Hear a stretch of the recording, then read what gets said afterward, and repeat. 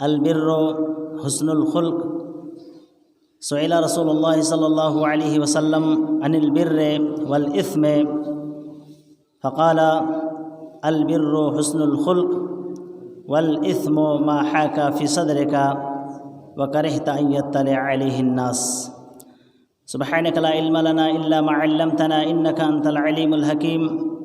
قال رب اشرح لي صدري ويسر لي أمري واحلل عقدة من لساني يفقهوا قولي رب زدني علما. ہر کوئی مست میں ذوق تن آسانی ہے، تم مسلمان ہو یہ انداز مسلمانی ہے. حیدری فقر ہے نہ دولت عثمانی ہے، تم کو اسلاف سے کیا نسبت روحانی ہے. وہ زمانے میں معزز تھے مسلمان ہو کر، اور تم خوار ہوئے تارک قرآن ہو کر. تم ہو آپس میں غضبناک وہ آپس میں رحیم، تم خطا کار و خطا بین و خطا پوش و کریم. چاہتے سب ہیں کہ ہوں اوج ثریا پہ مقیم، پہلے ویسا کوئی پیدا تو کرے قلب سلیم. برادران اسلام، عزت معاب علماء کرام، صدر محترم جماعت اہل حدیث دیوگھر فضیلت الشیخ حضرت مولانا عبد المنان صاحب اثری حفظہ اللہ و جنرل سیکریٹری جماعت اہل حدیث دیوگھر فضیلت الشیخ حافظ قطب الرحمن صاحب فیضی حفظہ اللہ، اور یہاں پر موجود دیگر علماء کرام و معزز سامعین کرام،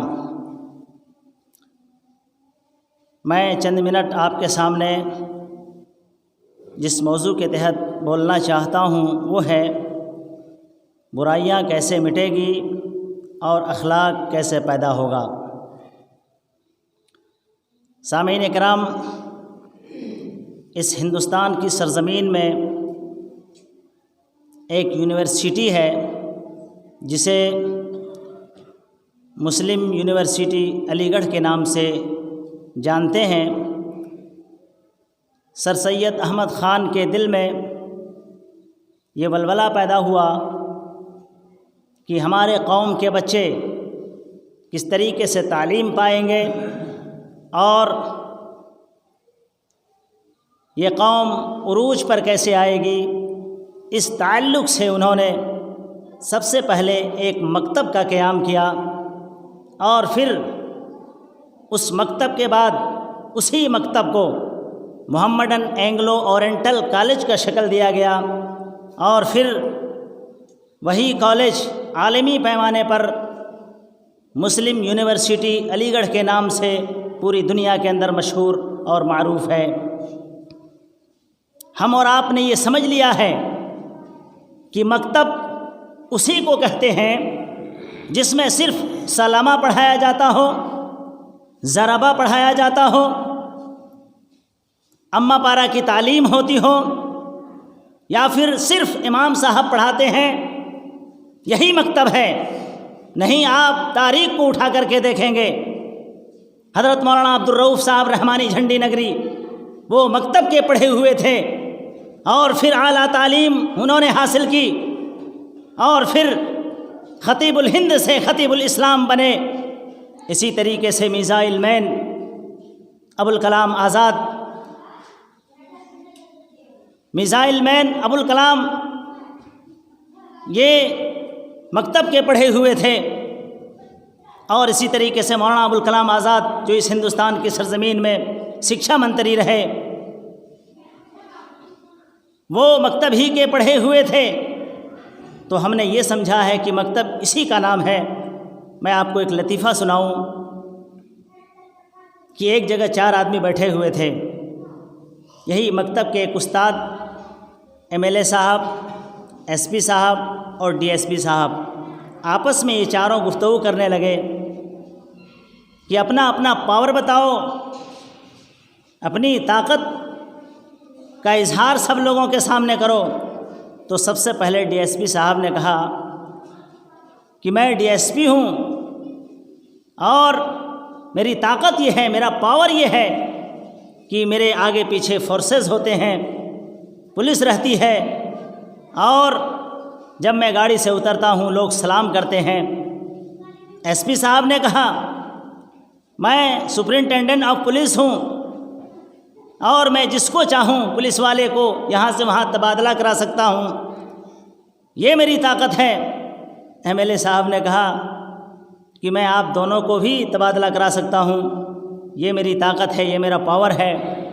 اخیر میں مکتب کے ایک استاد نے کہا جناب عالی میری کیا حیثیت ہے، میں ایک تو مکتب کا استاد ہوں، صبح سویرے اٹھتا ہوں، مکتب پہنچتا ہوں، جوتا اور چھاتا لیتا ہوں، اور بچوں کو پڑھاتا ہوں، تعلیم دیتا ہوں، اور جو بچے پڑھ نہیں پاتے ہیں اسے مرغا بناتا ہوں اور گدھا بناتا ہوں۔ یہی مرغا اور یہی گدھا آگے چل کر کے کوئی ایس پی بن جاتا ہے، کوئی ڈی ایس پی بن جاتا ہے، کوئی ایم ایل اے بن جاتا ہے۔ میرے بھائی یہ بات ہے اپنے سماج کے بچوں کے تعلق سے ہمیں اور آپ کو یہ سوچنا ہے۔ کسی پروگرام میں ہمارے ناظم اعلیٰ صاحب کہہ رہے تھے کہ اس علاقے میں مکتب کے قیام کے بعد ہم لوگ یونیورسٹی کا بھی قیام کریں گے، جہاں سے اعلیٰ تعلیم اپنے علاقے کے بچوں کو دیں گے۔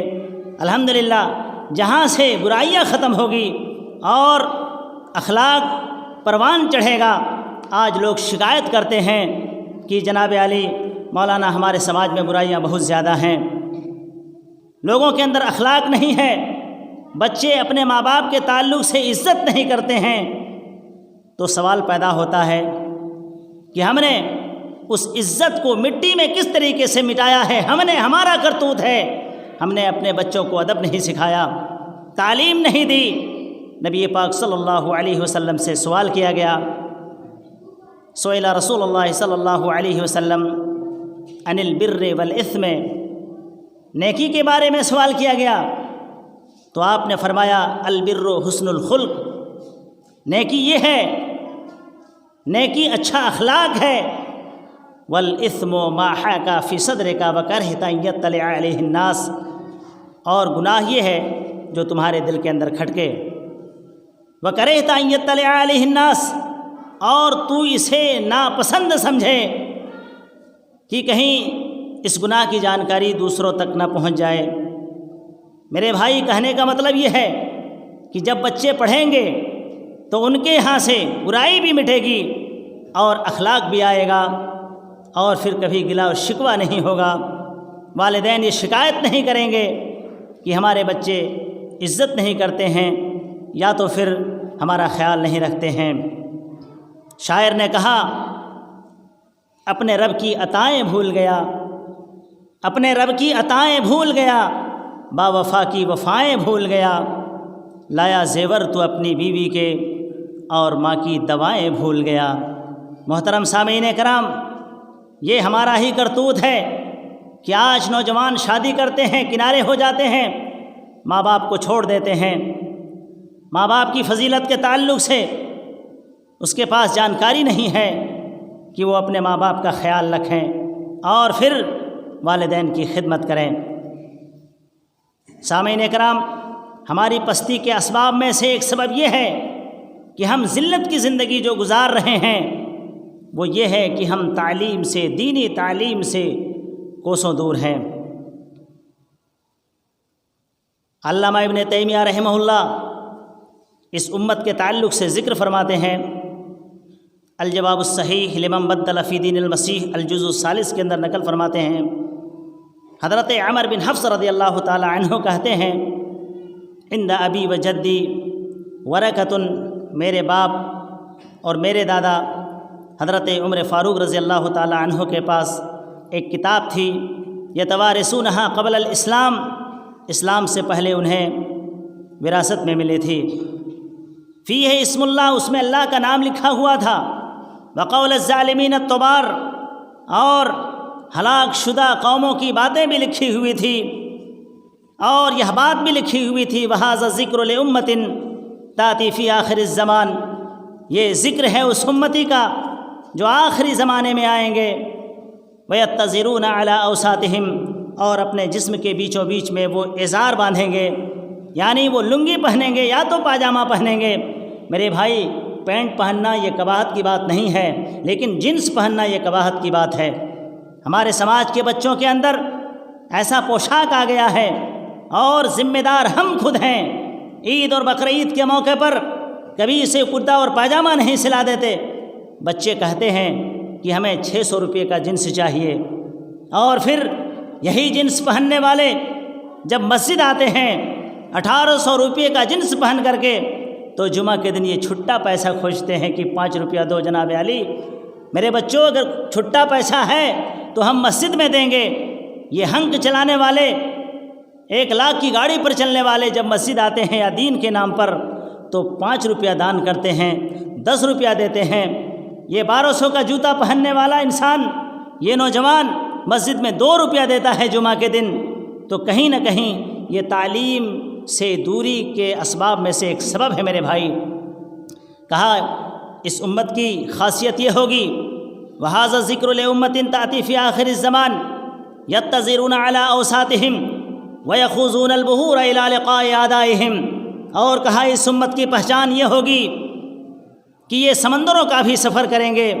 حضرت سعد ابن ابی وقاص رضی اللہ تعالیٰ عنہ جب یہ اعلاء کلمت اللہ کے لیے، اللہ کے کلمے کو بلند کرنے کے لیے نکلے، تو بیچ میں سمندر آیا، ساحل سمندر پہنچے، اور پھر سمندر کے اس پار دشمن ہے۔ کہا اے اللہ، تیرے خزانے میں کسی چیز کی کمی نہیں ہے، اے اللہ اگر تو نے حضرت موسیٰ علیہ السلام کے لیے سمندر میں راستہ بنا دیا تھا، تو اے اللہ میرے لیے بھی سمندر سے اس پار جانے کے لیے کوئی راستہ بنا دے، کوئی وسیلہ تیار کر دے۔ اللہ تبارک و تعالیٰ نے حضرت سعد ابن ابی وقاص رضی اللہ تعالیٰ عنہ کے دل میں الہام کیا اور کہا کہ اے سعد، اپنا گھوڑا سمیت سمندر میں ڈال دے۔ چنانچہ حضرت سعد ابن ابی وقاص رضی اللہ تعالیٰ عنہ انہوں نے اپنا گھوڑا سمیت فوجیوں کو جو ہے سمندر میں ڈال دیا۔ گھوڑا تیر رہا تھا، اور اسی طریقے سے فوجی جو ہے یہ تیر چلا رہے تھے، اور کوئی بھی تیر خطا نہیں کر رہا تھا، بلکہ جا کر کے دشمن کے آنکھ میں لگ رہا تھا۔ دشمنوں نے دیکھا کہ یہ مسلم قوم ہے، یہ مسلمان ہیں، اور پھر یہ اللہ والے ہیں، اس لیے اس کا تیر خطا نہیں کر رہا ہے۔ چنانچہ دشمنوں نے بھاگنا شروع کیا۔ تو یہ ہیں مسلمان۔ وَيَخُوضُونَ الْبُحُورَ إِلَىٰ لِقَاءِ أَعْدَائِهِمْ وَيَرْصُدُونَ إِلَىٰ أَطْرَافِهِمْ۔ اور امت محمدیہ کے لوگ پوری دنیا کے اندر پھیل جائیں گے۔ فِيهِمْ صَلَاةٌ لَوْ كَانَتْ فِي قَوْمِ نُوحٍ مَا هَلَكُوا بِالطُّوفَانِ وَفِي ثَمُودٍ مَا هَلَكُوا بِالصَّيْحَةِ۔ امت محمدیہ کی پہچان یہ ہوگی کہ یہ نماز پڑھیں گے، اور یہ نماز اگر قوم نوح کے اندر ہوتی، یعنی نوح علیہ السلام کے ماننے والے نماز پڑھتے، تو یہ طوفان کے ذریعے سے ہلاک و برباد نہیں ہوتے۔ وفی سمود ما ہلاکوا بالصیحہ، اور اگر یہ نماز قوم سمود میں ہوتی تو پھر وہ چیخو پکار والی آواز کے ذریعے سے ہلاک و برباد نہیں ہوتے۔